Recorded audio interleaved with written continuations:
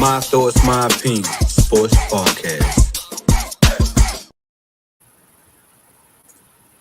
Yo, what it is? Welcome back to another episode of MTMO Sports Podcast, Doug, and this is my 155th thought, yo. Woo! I've been out the game for a minute, and I'm still climbing up there, yo. And excuse the lighting today, yo. My desk lamp went out on me.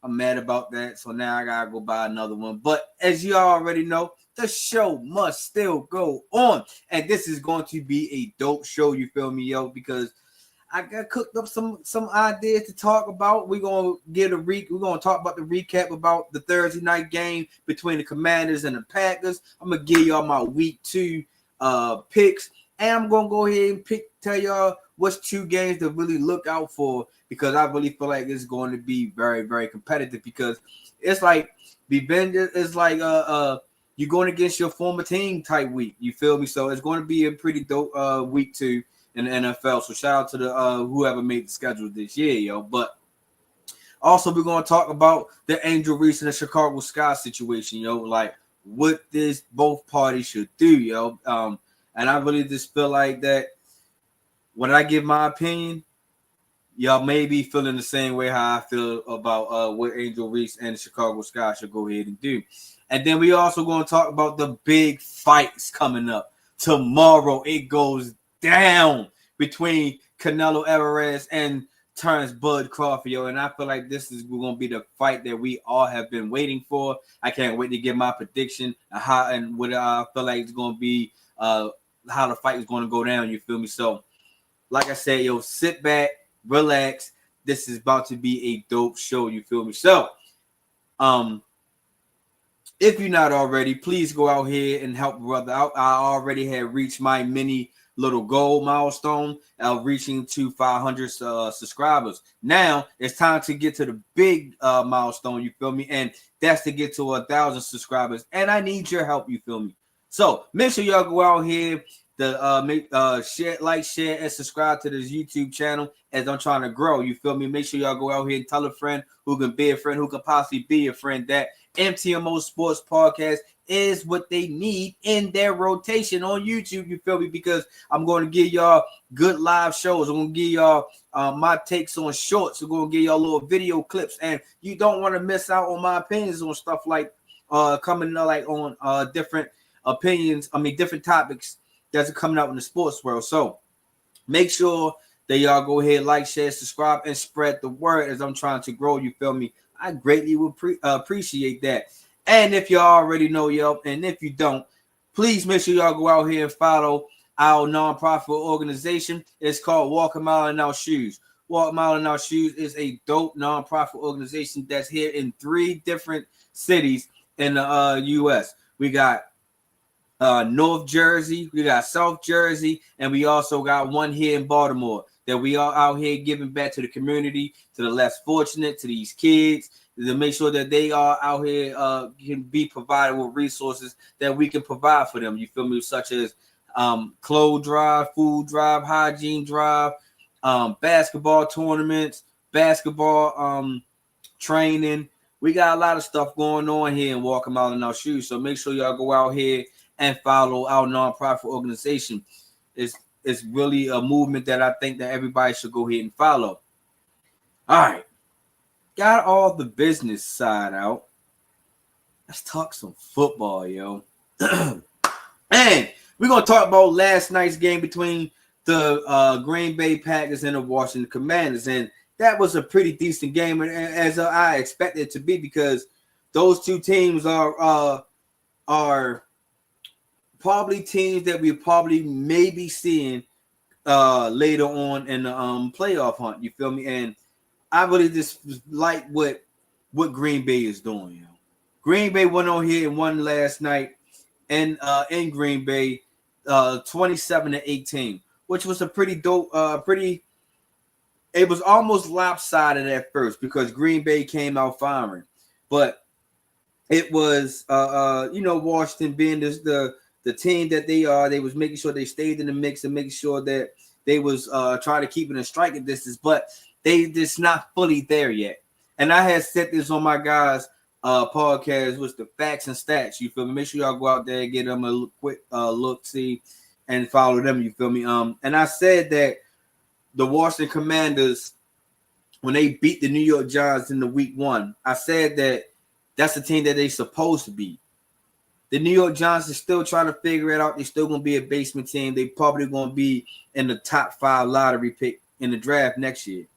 So Washington was supposed to go ahead and win that match. This right here, last night against the Packers, was a team to see where exactly the Washington Commanders are at right now. And you can just, like I said, you can see that this team is still trying to figure out and build from off of last year. You still got Terry McLaurin is still trying to come back from his injury, still trying to get in game shape, and still trying to insert himself inside the offense. You're still trying to figure out where Deebo Samuel is going to fit into this offense. You know what I mean? Yes, he is a multi-purpose type guy, but how do you use him? When do you use him? You feel me? When is J.D. Daniels going to hit that sophomore slump, that sophomore wall? You know, and most definitely the defense. Oh, no. On the offensive side, the running back room. When they let Brian Robinson go, it's like now they got to figure it out between Austin Ekeler and the rookie. But now, when I was reading reports that Austin Ekeler is pretty much going to be sitting out with an Achilles injury. You know, it's starting to hint towards that it could possibly be a torn Achilles. If it is, no matter what type of injury it is, man, I wish him nothing but the best, and I wish him nothing but a speedy recovery. But the Commanders now going to have to try to figure out that running back room now, which now is going to probably now lean over to the defense. And the defense looked at a little suspect last night. Marshawn Lattimore, man, I understand that you're trying to come back, you know, be healthy a corner, but man, you was getting picked on last night. And it just seemed like the Green Bay Packers were just like, we ain't going to pick on no other cornerback really other than Lattimore. So I really just think that the Washington Commanders, it's going to take some time to realize and figure out, are they the same team from last year, or was that just a fluke? Was that just like right place, right time, got hot at the right time? You feel me? So that's about what I've seen for the Washington Commanders. For the Green Bay Packers, Kurt, I owe you an apology, my guy. Yo, because your Green Bay Packers team, they look a little legit. They look official. They look like a team that, yeah, yo, if only they can stay healthy. That's what they look like, because when you seen Jordan Love last night, Jordan Love played a pretty decent game, you feel me? He went 19 for 31, 292 yards, 2 touchdowns. His QBR was a 62.5. His rating was a 113.9. He was averaging roughly about 9.4 yards per play. That's and we all had questions about Jordan Love, like, and it's not like can Shorty play. We know that homeboy can play for real. If the question is, number one, can he stay healthy, because he always dealing with some type of injury. Number two, can he be consistent? And I really just think that the Green Bay Packers have really kind of start getting some answers. This is the year that we got to figure out those answers from Jordan Love. And I think he's starting to kind of want to check those boxes. Because at one point in time in the game, man, Jordan Love didn't miss a pass. And then what's really good for the Green Bay Packers, that the Green Bay Packers, they are deep in the wide receiver room, yo. A little bit young, but they are deep in that wide receiver room. And that's going to really help out the Green Bay Packers, because if we can all recall, back when it was like 2012, 2013-ish, somewhere around that time frame, with Aaron Rodgers and that Green Bay Packers and Mike McCarthy and that Green Bay Packers won that Super Bowl, because number one, their defense was pretty good. I'm going to get to the defense in a minute. And they was deep in that wide receiver room with a young Jordy Nelson, with a Donald Driver, with Devontae. Was Devontae there? I don't think Devontae Adams is there yet, but they was pretty deep in that wide receiver room. I can't think off top of who else in the wide receiver room was in there, but They was pretty deep. That was how they was able to beat the Pittsburgh Steelers in that Super Bowl, because they spread them out. And now this is kind of remind me what the Green Bay Packers are really kind of trying to do this year. They're trying to get deep the way they can just spread everybody out, make you play their wide receivers, and you're going to have to kind of forget about their running back and Josh Jacobs, who is a stud, who is a 1,000-yard back, who is a top 10 in my eyes running back in the league. And then when you mix that, and then now that they found, I feel like they found the true tight end, and Tucker, what's his name? Tucker Kraft. Tucker Kraft last night, man, showing that he could be one of the missing pieces that can really help the Green Bay Packers go deep into the playoffs this year. Like really, because it seemed like Shorty was open every goddamn play. And then he was just chunking off yards because he wound up off of seven targets. He had 6 receptions, 124 yards, and 1 touchdown. His average was 20.7 yards per play.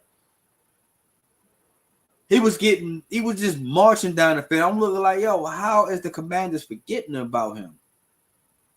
So now that the Green Bay Packers, they got like some good ingredients on that offensive side. Offensive line ain't bad either. Then, you flip it over to the defensive side. Their defense made sure they did everything they could possibly do to keep Jaden Daniels uncomfortable and staying in front of him, and nobody gets behind them. None of that fleet plays, Hail Marys that is going to bounce up into somebody else's hands and stuff like that. They was able to play a good DB techniques on these wide receivers, and was able to keep them in front of them to where they could jump routes and almost had pick sixes and stuff like that, or had interceptions, period.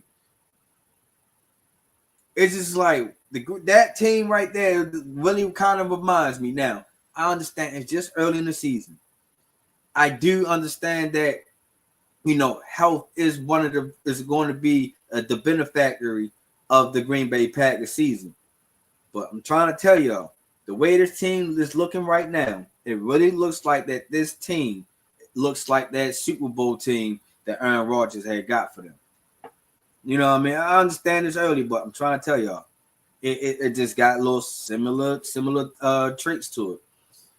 And this fun facts I also seen about the Green Bay Packers. The Green Bay Packers won a Super Bowl when Brett Favre was 27 years old. The Green Bay Packers won a Super Bowl when Aaron Rodgers was 27 years old. This upcoming November, guess how old Jordan Love is expecting to be? 27 years old.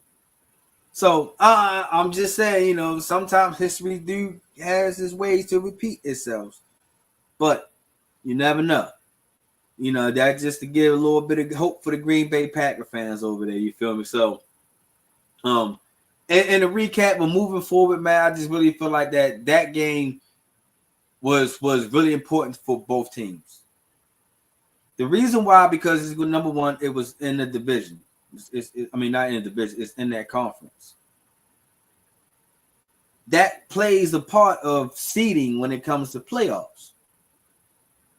Once again, yes, I understand that it was early, but y'all got to remember when we played these conference games, if these teams so happen to have the same record towards the end of the season, if these teams are even close, if these something in that nature, when it comes to seeding, this game, they're going to look back into this game and say, if they got the same record, the Packers is won the head-to-head match early in the season, so they get the better seeding than they get in the playoffs, and the Commanders doesn't. So that was one thing I really want everybody to just take notice and remember, that this game was very much important for both teams. Like I said, it was for playoff seeding when it comes down to later in the season, if both of these teams are playoff ready. 2 is to see where these teams are kind of ranked at right now. Do the Commanders look like they look a little shaky? It's going to take some time, which I believe that's what it is. I feel like they still going to be a decent team. I feel like they just going to have to try to find ways to most definitely get that defense together and trying to find they need some playmakers when it comes to on that offensive side for Jaden Daniels. For the Green Bay Packers, this team looked a little scary. That's all I'm gonna say about those guys. You feel me? So y'all let me know in the comments how y'all feel about both teams. What did y'all really what did y'all get out that that game? And do y'all really feel like that this will eventually haunt the Commanders when it comes to playoff seeding? Does this make or break the Commanders right now, or like I said, it's just still early in the season? Y'all let me know in the comments on that one. But yo, we got some good upcoming games in week 2, and I really feel like that week 2 is really going to be the week that we all going to look back and be like, oh, this was where the season really got a little bit funky. Because it's a lot of new faces going back to old places, as I should really say. You feel me? So let's talk about week 2. One of the games I want to talk about, of course, y'all already know, it's Flock Nation over here. See it in the background. It's the Browns and the Baltimore Ravens. See that the Cleveland Browns is already talking shit. Jared Judy is out here talking about there's no challenges for the DBs. He's pretty much going to have a field day. You got that one of their safeties said that Derrick Henry is easy to tackle. It's going to be real easy to tackle him again. And you got the Browns really feeling themselves this year. Even though they did come off a week 1 loss as well. They lost to the Cincinnati Bengals.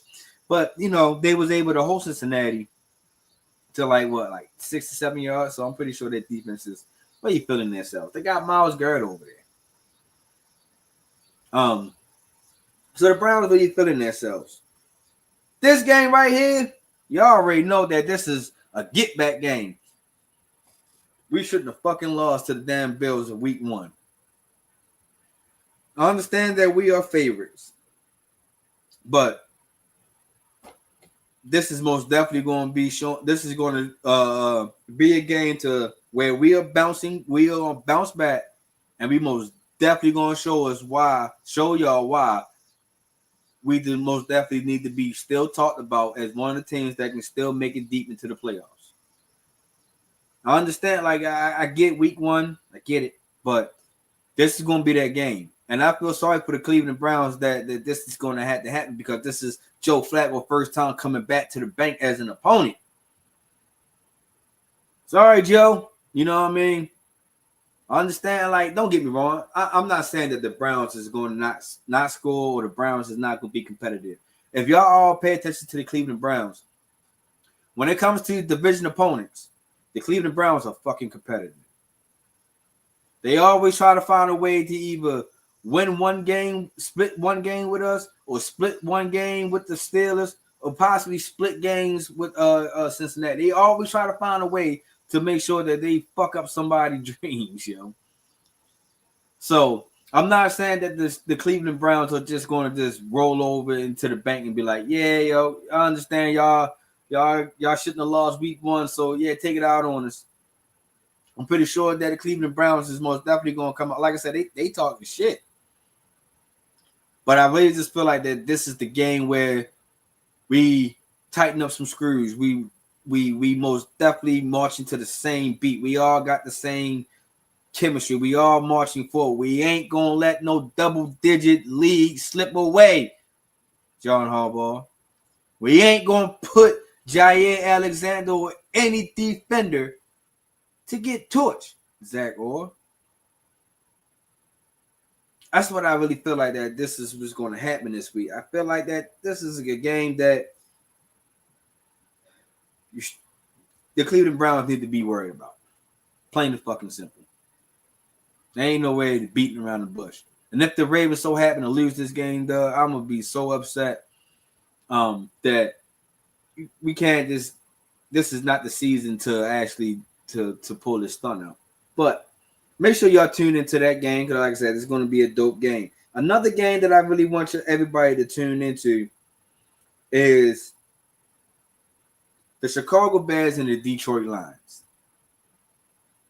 Both of these teams are 0-1 coming into week 2. Both of these teams showed a little bit of struggle on that offensive side. This is also a familiar face, but in a new place. And the Bears head coach, who was the Lions offensive coordinator last year, is coming back to Detroit. This is where we need to see a little bit more from Caleb Williams. Caleb Williams was, don't get me wrong, he was hitting some passes in week 1, but he also was not looking too spiffy in that game. Also, he missed a couple ducks where I felt like that if he would have hit those couple of passes, the Bears wouldn't have been 0-1. So I am most definitely looking to see how Caleb Williams is going to perform, because I'm pretty sure Ben Johnson is going to really try to really want to take it to the Detroit Lions. I can almost bet my last dollar on that one, Doug, because he gonna let them know, like, hey, I got my own shit to run down, yo. Y'all gonna miss out on me. And then when you look at the Detroit Lions, you can most definitely see that the offense is trying to figure their identity out. You can just see that the loss of offensive coordinator and their defensive coordinator is really hindering them right now. Can Jared Goff really put himself back into a top 10 put himself in the top 10 conversation? Because I see a lot of people put Jared Goff into a top 10 conversation in this league right now. Nah, I'm not going to say a lot, but I've seen some people have Jared Goff into their top 10. And don't get me wrong, I believe Jared Goff is a decent quarterback. But if I was to really just to think off the top of my head, I think he probably would miss it he may fall like into 11. Like I said, Jared Goff, he can play. He can play for real. But at times, yo, you be looking at you look at Jared Goff, like, yo, how one week you look like an MVP candidate, and then the next week you just look like we see why the Rams got rid of you. So, and then now, if Jared Goff really can't turn things around in Detroit with this new offensive coordinator, now it's going to be questioning, like, is Jared Goff the guy that get Detroit over the hump, deep into the playoffs? We know that before, with the Rams, he did help the Rams get to the Super Bowl, but at the same time, he ain't get the job done, and the Rams wind up trading and get rid of him. So that's what I'm looking at when it comes to the Bears and the Lions. Is who's going to establish their identity first? Who's going to figure out that we can't be the basement team of the NFC North, because the Packers look a little legit, and the Vikings looks a little decent. They was able to make that comeback when they against the Bears. You feel me? So it's a slugfest for the Bears, because now you got back-to-back weeks in your division. So if you lose this one, you're most definitely in the basement of your division right now. So I most definitely want everybody to tune into that game when it comes to this upcoming week, yo. And another game to pretty much watch for. We can talk about it. The Monday night game, the Chargers and the Raiders. We seen what Justin Herbert looked like in week 1, man. Justin Herbert looked good. That offense looked like it was pretty decent the way they were able to get up and down the field. Justin Herbert maybe looked like, if he can just stay healthy, that he can possibly be in most improved quarterback or most improved player something in that nature. I ain't gonna put him in the MVP conversation just because of week 1. That's a little bit too far. But also, where did Justin Herbert fall at in the top quarterback list? I seen some people also had Justin Herbert into their top 10 list. Can the Chargers repeat what they did a week 1, yo? That's gonna be the main thing right there for the Chargers. For the Raiders, I really feel like that you don't want to fall too behind in the AFC West because you want to stay ahead of the Chiefs. The Chiefs already lost a division game. And then you don't want to fall too far behind by the Chargers because the Chargers could potentially win their second division game. And then, there's the Broncos. Because like I said, if there's rumbles and talk, that it's a possibility that if there's 3 teams coming out of the division to make the playoffs, it's most definitely coming out of the AFC West. Everybody is already saying that it doesn't matter how the Chiefs look now, the Chiefs still going to make it. Chargers starting to look good.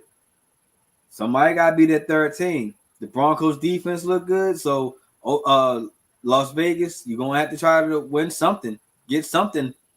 You feel me? Stay competitive. So, this is why I feel like that game is important because, like I said, it's a division game. And you don't want to lose into a division early. So, those are the games that I want everybody to pay attention to. Chargers and the Raiders, Ravens and the Browns, and the Bears and the Lions. Those are my 3 games that I want everybody to watch out for. But now, here is my week 2 picks. I already lost 1. So we're going to go ahead. I'm going to be a man about it. I ain't going to lie. I'm going to give y'all, I'm going to be like Tony Braxton. You feel me? I lost that Green Bay and that Commanders game. I wound up choosing the Commanders. I thought the Commanders, I was still living off the hype for them last year. So I lost that game. The Browns and the Ravens, we all know where I'm going at. No need to say it, but I'm going to go ahead and say it. Browns and the Ravens, I'm going to go with the Ravens. For the Rams and the Titans, I'm going to go with the Rams. For the Jaguars and the Bengals, I'm going to go with the Bengals. For the Bills and the Jets, I'm going to go with the Bills. For the Patriots and the Dolphins, I'm going to go with the Patriots. The 49ers and the Saints, I'm going to go with the 49ers. The Giants and the Cowboys, I'm going with the Cowboys. The Bears and the Lions. I'm gambling, I'm going with the Lions. The Seahawks and the Steelers. I hate to say it, but I'm going with the Steelers. The Broncos and the Colts, I'm going with the Broncos. The Panthers and the Cardinals, I'm going to go with the Cardinals. The Eagles and the Chiefs, the Super Bowl matchup, I'm going to go with the Eagles. And if the Eagles wind up winning, the Chiefs going to go 1-2. The Falcons and the Vikings, I'm going with the Vikings. I like what they did in their comeback win. The Buccaneers and the Texans, I'm going with the Bucks. Ooh. And the Chargers and the Raiders, I'm going with the Chargers. So, there's my week 2 picks right there. Commanders, Ravens, Rams, Bengals, Bills, Pats, 49ers, Cowboys, Lions, Steelers, Broncos, Cardinals, Eagles, Vikings, Bucks, Chargers. If y'all feel any different or you want to put your picks in, go ahead and put those picks in the comments. Let me know who y'all riding with in week 2, you feel me? Like I said, week 2 is going to be very interesting. I think it's going to be a real dope week again. Just like how we got a real good one in week 1. All right, did my NFL talk. We talked about we recapped the Commanders and the Packers. Gave you my week 2 picks. We talked about the 3 games to watch out for. Let's switch it over to basketball, but just not to the NBA. We're going to go ahead to the ladies' world, to the WNBA. And there is some problems. And I mean problems with an S. As the WNBA season has came to an end, They are getting ready to gear up for the playoffs starting on the 14th, if I'm not mistaken, or the 13th. I think it's the 14th. There was a little bit of drama going towards the end of the season. And the drama was one particular team and their star player, and that was the Chicago Sky and Angel Reese. And I ain't gonna hold you, Doug. Like, I seen this coming. I really did. For the simple fact is because that the Chicago Sky, in my opinion, and I've seen a lot of people starting to talk about it too. The Chicago Sky is the worst organization in the W, Doug. Like, the worst. And they just let all their good players go. Doesn't matter who it is. Bella Della Dawn, Candace Parker, Khalid Copper, Gabby Williams. It's like, it doesn't matter who they have. They always let their stars just go. And you draft some of these players. You had Candace Parker in her prime. Delivered a championship in her first year there. Then y'all let her walk. Then she wound up going to Las Vegas and winning another chip. So the Chicago Sky is just hands down the worst organization in the W. And we all seen that it was going to be a frustrating year. At least I seen it was going to be a frustrating year for the Chicago Sky because right after last year, after they missed the playoffs by a couple of games, you know, Angel Reese had to sit down for the rest of the year because she had a wrist injury. And they wound up finding Teresa Weatherspoon, their head coach, letting her walk out the door for no apparent reason. And she was able to build some type of chemistry in that locker room. She was able to bond with some of those ladies inside that locker room. She was able to bond with your star player and Angel Reese. And you just fire her. No problem. Just let her walk. Now I understand, like, yes, they wasn't the best looking team, but they was competitive last year.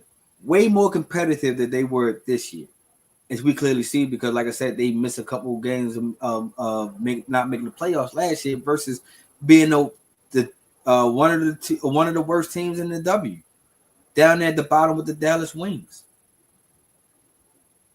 And you didn't really go in this draft, no disrespect to I can't remember Shorty's name right now off the top of my head. But you go in the draft, you don't even have a first round pick. That's number one. So you had to wait until the second round. Then you draft Van Hilleth. I think that's her name. I swear I feel like that's not the right name, but you draft her out of TCU where you was already struggling in guard play, but then you're going to try to draft a guard to try to cover that hole up, but she ain't really getting no bump. And she's not no Kennedy Carter, who was just a straight bucket getter last year.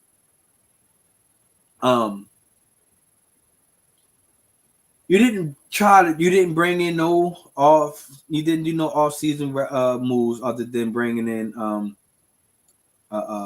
I can't think of the shorty that went down with the ACL injury.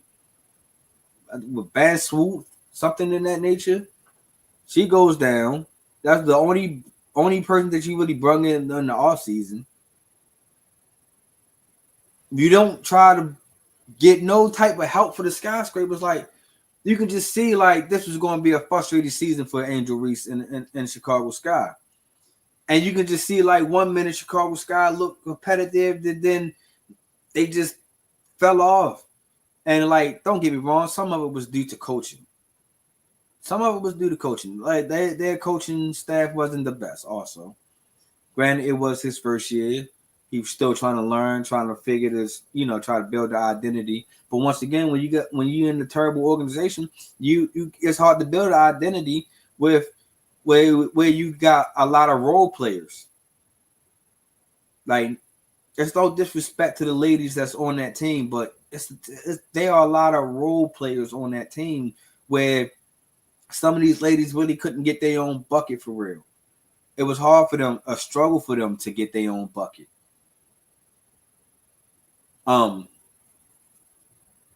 Then you go to, Angel Reese, frustration, it builds up. We are all human. She's still a young lady. She's still in her early 20s.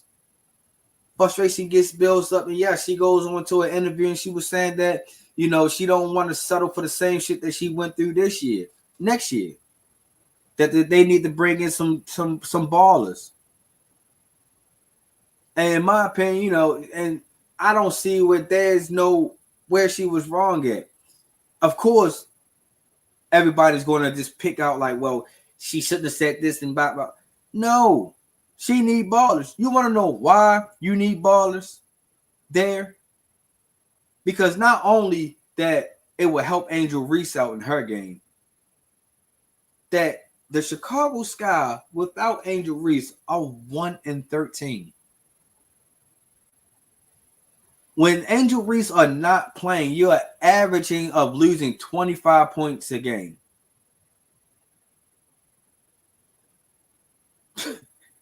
When Angel is on the floor, that 25 points a game that y'all losing to, y'all only losing, I think it dropped down to maybe about 12 points a game. That's a big difference. And and then the only reason why they're still losing, the average of 12 points a game is because she don't have no help there. Like I said, I'm not saying that those ladies are ass, that they don't belong in the league. I'm not saying that at all. That is not what I'm saying. But what I'm saying is that these Angel needs somebody that can create their own shot. They can most definitely run the pick and roll to perfection. And if that pick and roll is not there, the pick and pop. They need to find a way to build an identity where when Camilla is in there dominating, Camilla is one of the biggest centers that's in there in the W. She should be most definitely up there dominating with Asia Wilson. Probably not the same skill set as Asia Wilson, but she should be still up there in elite status in the center wise. She doesn't really get a lot of opportunities. So this is why they need guard play. They need guard help in Chicago. They need somebody. They need some ballers. Because not only that, if you look around in the league, if you look around, when you are a top team, you have multiple players, multiple bucket getters on their team. When you look at the Aces got what, 4 to damn near 5 Olympic gold medals. When you look at the Lynx, you got my girl dang, I don't know why names are just slipping my mind today. You got Nafisa Coward, you got Kayla McBride all on the same team. You got the Stud Buds on the same team. You put Dejanay Cartwright on that team. You hear those type of names, all-star players. Then when you look at the Seattle Storm, when you got Skylar Diggins, you also got Gabby Williams. You also got Nika Abomake. When you look at even the Dallas Wings, they got Paige Beckers, and they also got Rike. So when you start the New York Liberty, Breanna Stewart, Sabrina Ionescu, Miss Jacqueline Jones. So it's like, you have every team has multiple players where they can most definitely damn near take over a game or at least get their own bucket. But when you look at the Chicago Sky, it's not like that.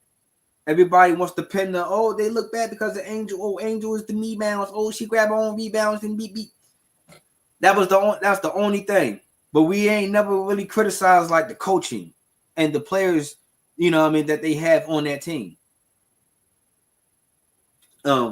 Because Angel Reese had one hell of a sophomore year, dude. Like, one hell of a sophomore year. Angel Reese had the most consecutive double doubles in the season. Holds 2 highest single season rebound averages in the WNBA history. The fastest player to reach 500 points and 500 rebounds. It doesn't stop there, yo. Her second season, she averaged 14.7 points per game. She averaged 12.6 rebounds a game, which led the W again in her second year. She averaged 3.7 assists per game, averaged 1 point steals per game, and she shot it at 45.8%. That is up from last year, which she shot 39.1%. The third player in WNBA history to average a double-double in their first 2 seasons. Must I go on about Angel Reese, yo? And then you get mad about what she said because she needs some help. She wants to win. We don't say that about any other sport when they were like, yo, we need help over here. I need some around talent. It takes a lot of talent to win games, yo. It don't take like a bunch of talent, but it takes enough talent to start being competitive and start winning games. And that's what the Chicago Sky failed to realize. You want to sit here and be petty and you want to go against your star. Chicago Sky was never for Angel Reese. I'm going to be the one that said they were never for her. When she be taking those criticisms and backlashes and stuff like that, where is the Chicago Sky organization to back her up to say, we got your back? The last time we heard that the Chicago Sky had Angel Reese back is when she told them that she was dealing with the cyberbullying. They said they was going to look into it, and that was pretty much it. That team never really had her back, yo. You want to sit here and suspend her for all what she said in comments to say that she wants to be competitive next year. And then now we starting to see like, well, we going to let you be frustrated. We'll sit you out. And, now Angel got so far. I believe that she set her own self out in that final game of the regular season. There's no point. We probably seen her in the Chicago Sky for the last time. I ain't gonna hold y'all. I really do seeing her up out of Chicago Sky. I see her getting traded. And I think that it's best for both parties to go ahead and split ways. I know Angel really like it there. I know that Chicago Sky had really high hopes for Angel there. But if you're not going to support her, if you're not going to try to bring talent and help her there, let her walk, yo. Let her go. I'm pretty sure there's a lot of other teams that's willing to ride with Shorty. That's going to take that trade. I'm pretty sure there are teams that's willing to say, yep, we'll take that trade. As long as the asking price is not too high. I think that both parties should go ahead and split ways. I think that she really should request a trade. I think that Chicago Sky don't let her request a trade. Just go ahead and start looking for some trade options for her. I understand like the mature way of saying the route to go is to they should go ahead and try to fix it and work things out and blah blah blah. They've been trying to work things out and try to fix it. Angel Reese been trying to get players to come there. She was recruiting by herself when during the unrivaled season. They ain't, like I said, they ain't back her up on that. So I just think that both parties should most definitely move on from each other. I think that it will be a better environment because now that you sitting here making it seem like that her players, her teammates don't want to play with her. It's a division in the locker room and stuff like that. It's because of what the organization did. I'm not saying that Angel can't take some of the blame. Because like I said, we all know that, that's your star. She's still young. You don't fight fire with fire. But that's what the Chicago Sky did. They're like, you know what? We're going to just keep throwing fire and fire with each other. And once you start doing that, man, that means it's time. I think it's time for them to split ways. It's not a good business decision always to stick together and try to work things out because somebody in the business is going to get hurt. And the Chicago Sky should be used to letting their star players go elsewhere and start winning. They should be used to it by now. So I would just think that those two parties should just go split mutual ways. Most definitely, they should find a trade package for Angel Reese. Because if I'm the Chicago Sky, if that's the case, then if Angel Reese wind up leaving, you can ask for a nice asking price. She is the valuable asset onto a team. Then maybe you can build your team the way that you feel like that it should be built, Chicago Sky. But that's what I think. Y'all let me know in the comments how y'all feel about the situation. Y'all think Angel Reese was right about the comments that she said in the interview? Do y'all think that the Chicago Sky did right by suspending her and stuff like that? And for the most definitely for the question, do y'all think that Angel Reese should be traded from Chicago? Should the Chicago Sky trade Angel Reese? Drop down in the comments, Doug. Let me know. You feel me? All right. Last topic of this episode. And it's all about the super fight that's coming up tomorrow on Netflix. If y'all ain't got Netflix, y'all better go over somebody's house or y'all better go ahead and get Netflix while you can. Because this is the fight that is one of the fights that the fan has been waiting for. This is about to go down. Undisputed versus Undisputed. I can't wait, yo. We got Canelo Alvarez versus Terrence Bud Crawford. This is the fight that we all have been looking for, yo. We have been waiting. We got Terrence Crawford, who is 41-0, who stepped up in the weight to get up here. Then, we got Canelo Alvarez, who I believe lost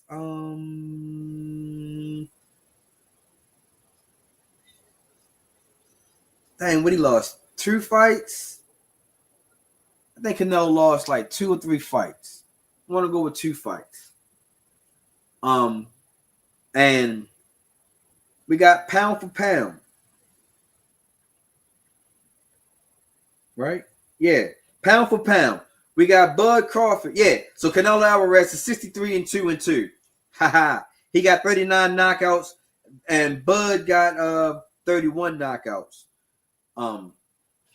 So we get the guys that's where their knockout percentage for Canelo is 62%. For Terrence Bud Crawford, his is 75%. It's title fights. Canelo has 27. Bud has 19. Canelo has went 520 rounds. And Bud has went 245 rounds. They both 5'8". Terrence Crawford got the reach. His reach is the 74 versus Canelo is a 70.5. Crawford is 37. Canelo is 35. Crawford box southpaw. Canelo is unorthodox. And like I said, yo, this is about to be the fight of it all, yo. It is really most definitely going down. 2-time undisputed champion and both of these guys putting both of their belts on the line. And I think this is, like I said, this ain't going to be no dancing and running from each other. I really think that both of these guys are going to meet in the middle of the ring and they're going to slug it out. Who can outlast who? I think that's what it really is going to be, though. I really just think, now don't get me wrong, I'm leaning towards Terrence Crawford in this fight. Matter of fact, I am picking Terrence Crawford in this fight. Normally, I don't go against Canelo, but how can you go against Bud Crawford, yo? Every time we sit here and think that, nah, I don't know about this, but yo, why would you do that? He wound up doing it. He wound up winning. Everybody is pretty much doubting him. Bud Crawford is set to only make $10 million out of this fight. $10 million. Well, Canelo is out here is set to make $150 million. Like, if that don't make you furious, it's like, yo, I'm undisputed. I'm undefeated. I goes to different weight classes to beat people. How I'm not getting the same type of, or at least getting half of what this guy getting. It's like Canelo is making 15 times more than Crawford this weekend. So I'm going with the underdog. I'm going with the hungry dog. And I really think that Terrence Crawford is more hungry than Canelo. I'm not saying that Canelo is not hungry. I'm not saying that Canelo is going to go here and lay down in this fight. But I just think that Bud Crawford got everything that a boxer really wants. He got speed. He got power. He got good defense. He got good footwork. He ain't stubborn. He ain't hard-headed. He knows how to adjust. And I really just think that really helps him out in the long run. And I just think that it's what I mean is going to help him out in the long run. What I mean is that I think that he's going to be able to outwork Canelo. Not saying that Canelo is going to get beat easily. I'm not saying that Canelo is not going to get any hits in. I'm not saying that Canelo is not going to win any rounds. Because that's not what I'm saying. I feel like Canelo is going to win some of these rounds. I don't think that this fight is going to end early either. I think that this fight is then they're going to go the distance. I think it's going to come down to judges. I'm not saying that neither one of these guys is going to hit the canvas. But it's like, who do you see really hitting the canvas? It's like, that's the question. But with all that being said, like I said not too long ago, I'm riding with Terrence Crawford. I really feel like he had all the tools in his bag that really can handle this fight. Everybody going to keep, you know what I mean? I just think that when you the underdog like that and you already improving yourself multiple times, that you shouldn't be the underdog, but they still put you as the underdog, it's going to make him the hungry dog. So I'm most definitely going to ride with Crawford on this one. And I'm going to also roll the dice on this one. I think that this fight will end in the 10th round. Stoppage. Canelo no longer can keep up with Bud Crawford. That's what I really think. I think it's going to be a stoppage. So this, like I say, yo, this is going to be a dope fight, yo. This fight is going to be like non-stop. Yo, what it is, OG. Appreciate you for hopping in, my God. But yo, like I said, this is going to be a dope fight.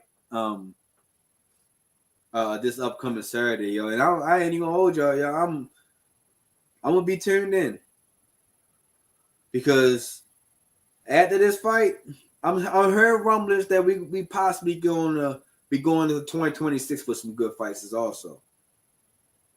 You know what I mean? I ain't going. I gotta still do my homework on it, but I'm hearing that we possibly can get a Charlo and a Spence fight. That's going to most definitely be entertaining if we do get that fight. I'm saying that we might get a Pitbull Cruz and a Roach fight. That'd be a decent fight. So it's a lot of rumblings coming up into this boxing world when it comes to in the sport of boxing, you know, and some good up and coming matches. So make sure y'all stay tuned. But y'all let me know who y'all think is going to win this Canelo fight in the Canelo and Crawford fight. Y'all let me know. And what round do y'all think that y'all think is going to win? Y'all, whoever y'all pick. And how? Knockout, TKO, stoppage. You know what I mean? Like, throw in the towel. corners. Like, what y'all think? How y'all think this fight is going to end? You, I really, cause like I said, we're gonna get our money's worth. I hope Netflix can really hold the streaming down good, and I hope y'all make sure y'all better take a nap too, because there is also 5 undercard fights before we get to that main event. So, but nah, yo, like I said, I think it's good. It's going to be a dope fight, and this is the fight that we all been waiting for. I can just see that we're gonna get our money's worth on this one. Like Netflix going to be getting that money. They gonna get that money's worth on this one, though. I really feel it. And like I said, I'm going with Crawford. I think it's going to be a stoppage in the 10th round. I'm going with him, hands down. Bud Crawford in 10. But nah, yo, that's pretty much all I have for y'all on this episode right here. Yo, I greatly appreciate everybody. Hold on. OG said I heard Netflix is making people pay for the fight. Nah, if you already got Netflix, you should be able to already be tuned in. Netflix can make you double pay for something, you know, like, nah, Doug. Now, don't get me wrong. Netflix do be having them plans where if you got the commercial plan that you won't get certain movies and stuff like that. But if you're going to give us that Jake Paul and Tyson fight, you better give us this goddamn Canelo and Crawford fight. You know what I mean? So Netflix, make sure y'all get this situated, yo. If not, I got my way to watching the fight.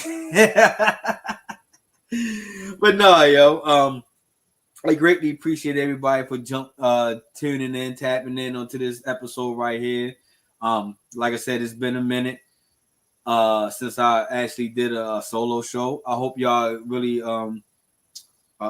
enjoyed this show. Make sure y'all do me a favor, yo.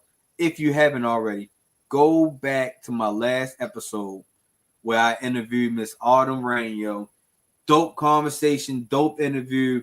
You get to really understand the life of a D1 JUCO college player as she's trying to make her journey to go to a full Division I school, yo. Make sure y'all tap into her, listen to her story, yo, because she's a real dope person, man. I appreciate that, OG. Yeah, man, run that back for me, yo. I was talking about some things earlier. Make sure y'all go back and check her story out. It was a real dope interview.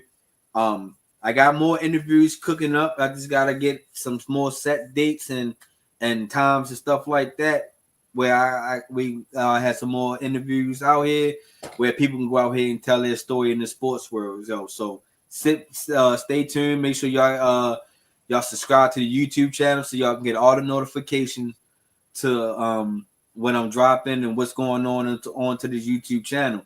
And make sure y'all go out here and tell a friend who could be a friend, who could possibly be a friend, that MTMO Sports Podcast is the podcast that they need in their rotation. You feel me? Whether I cover NBA, NFL, WNBA, a little bit of NCAA, I cover boxing, you know what I mean? And like I said, they also can tap in and give out their opinion as well. So make sure y'all go out here and spread the word for me as I'm trying to get to my 1,000 subscribers, yo. Make sure y'all go out here and also follow all of my social media platforms. Whether it's Instagram and TikTok, it's MTMO_sports podcast. And if it's X and Facebook, it is my THTS, my opinion. And make sure y'all go out here and follow Walk a Mile in Our Shoes on all social media platforms. But y'all can most definitely catch it on the ticker at the bottom of y'all screen. You feel me? So make sure y'all go out here and spread the word. Go follow me on all social media platforms, because I just don't be on YouTube. I am on all the other social medias as well, yo. So, like I said, I greatly appreciate everybody who tapped in. Excuse me, whoever tapped in, who commented.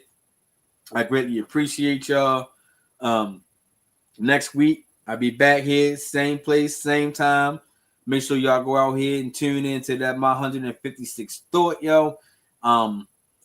Y'all already know, y'all. I always come up with the dope conversations, the dope topics. You feel me? Make sure y'all go out here and follow all my YouTube Shorts videos, also, yo, because I'm about to drop one in a minute. It's pretty much going to have the sports world going crazy of my opinion on what I'm about to drop. You feel me? So make sure y'all stay tuned for that, yo. And as always, yo, make sure y'all stay safe out here. I catch y'all in these streets. You feel me? Make sure y'all stay safe, yo. And as always, I'm out.